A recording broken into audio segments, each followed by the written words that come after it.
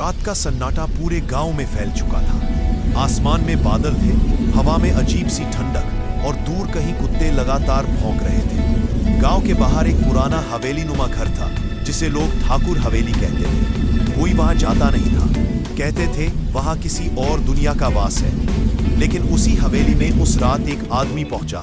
अमित शहर से आया था और उसे किसी ने बताया था कि इस हवेली में एक नीला दरवाजा है जिसके पीछे सोने की मूर्ति छिपी है। अमित को पैसों की जरूरत थी।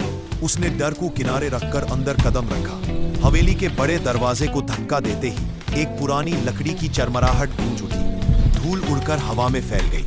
अंदर चारों ओर जाले, टूटी हुई कुर्सियां और दीवारों पर उखड़ी हुई पेंट की परतें थीं। कितनी बदबू है। अमित ने नाक बंद करते हुए टॉर्च जलाई। कमरों के दरवाजे आधे खुले थे, जैसे किसी ने जल्दबाजी में छोड़ दिए। हर कमरे में वही अंधेरा, वही ठंडी हवा। लेकिन अचानक एक कमरे से किसी के गाने की हल्की आवाज आई, लौट आ ओ पिया। अमित का दिल जोर से धड़कने लगा। यहाँ कोई है, उसने आवाज लगाई। जवाब नहीं आया। वह आवाज उस नीले दरवाजे की दिशा से आ रही थी जिसका जिक्र गांव वालों ने किया था।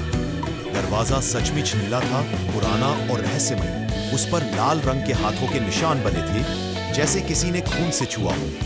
मूर्ख मत बनो अमित, बस मूर्ति लेकर निकल जाना है, उसने खुद से कहा। जैसे ही उसने दरवाजा खोला, कमरे के अंदर तेज हवा चली और टॉर्च की रोशनी झपक गई। अंधेरे में एक लड़की दिखाई दी, सफेद साड़ी, खुले बाल, चेहरा झुका हुआ। कौन हो तुम? लड़की ने धीरे से चेहरा उठाया। उसकी आंखें काली नहीं थी, बल्कि पूरी सफेद थी। अमित के हाथ से टॉर्च गिर पड़ी। वहां पीछे हटने लगा। तुम यहाँ क्यों आए हो? उसकी आवाज ऊंची, जैसे दीवारों से टकराकर लौट रही हो। अमित ने कांपते हुए कहा, मैं यहाँ कुछ ढूंढने आया हूँ। लड़की मुस्कुराई, लेकिन वह मुस्कान इंसानी नहीं थी। जो कुछ भी तुम यहाँ ढूंढने आए हो वो पहले किसी और का था। इतना कहकर वह गायब हो गई। अमित ने दरवाजे के पास एक छोटा लकड़ी का बक्सा देखा। उसने कांपते हाथों से उसे खोला। अंदर एक पुरानी मूर्ति थी, सोने की चमक लिए हुई। यही है, वह बोला। वह आवाज उस नीले दरवाजे की दिशा से आ रही थी जिसका जिक्र गांव वालों ने किया था। दरवाजा सचमुच नीला था, पुराना और रहस्यमय। उस पर लाल रंग के हाथों के निशान बने थे, जैसे किसी ने खून से छुआ हो।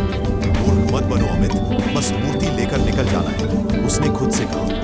जैसे ही उसने दरवाजा खोला, कमरे के अंदर तेज हवा चली और टॉर्च की रोशनी झपक गई।